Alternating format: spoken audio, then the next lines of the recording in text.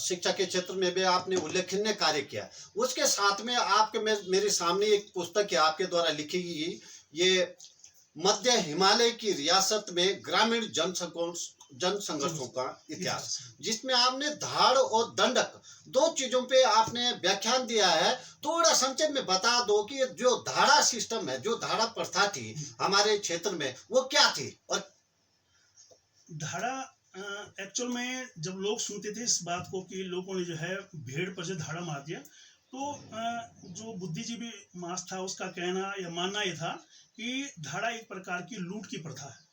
लेकिन जब हम इसके अंदर घुसे तो हमें लगा कि ये जो है मान सम्मान और प्रतिष्ठा की बात पर जो है डिपेंड था उस समय धाड़ा, क्योंकि उसमें धाड़े मुख्य रूप से जो हैं जो धाड़े पड़े हैं उनमें मुख्य रूप से जो है एक तो चरागाह क्षेत्रों को लेकर पड़े हैं, या फिर जो है किसी वैवाहिक संबंधों को लेकर पड़े हैं, या मान सम्मान को लेकर जो है इस प्रकार से जो धाड़े पड़े हैं। तो हिमाचल प्रदेश और उत्तर प्रदेश का जो है ये फतेह पर्वत और पंचगाई क्षेत्र, और इधर जो है बड़ियाड़ और अडोर भड़ासू का क्षेत्र, और अन्य जो है अन्य ऐसे ही जो है धाड़े जो हैं जो पड़े हैं।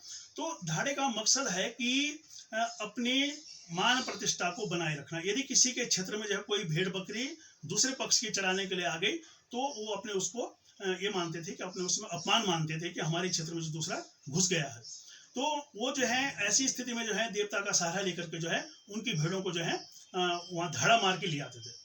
तो धाड़ा मारने के बाद यदि वो पक्ष जो है इधर आ जाता है और उनसे क्षमा प्रार्थना करता कि हमसे गलती होगी, आपके क्षेत्र में हम आ गए हैं, तो ये प्रथा थी यदि उन्होंने 100 भेड़ें लाई तो 200 भेड़ें वापस देनी थी।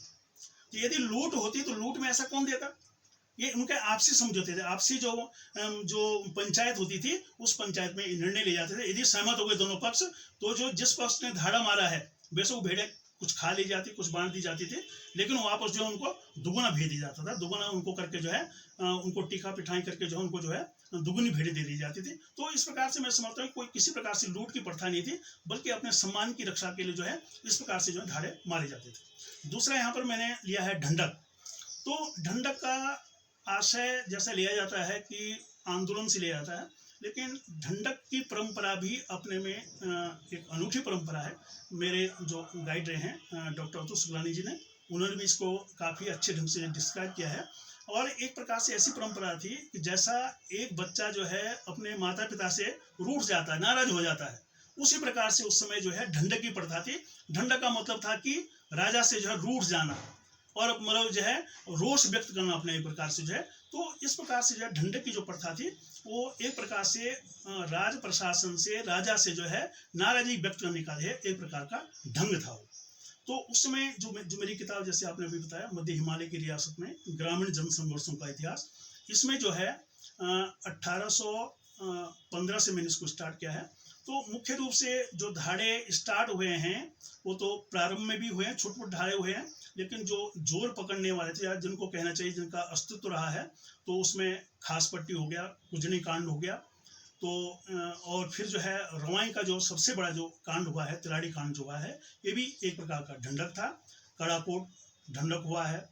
और तो इस प्रकार से ये ढंडक की जो परंपरा थी राज प्रशासन से एक प्रकार का नाराजगी व्यक्त करने का ढंग था।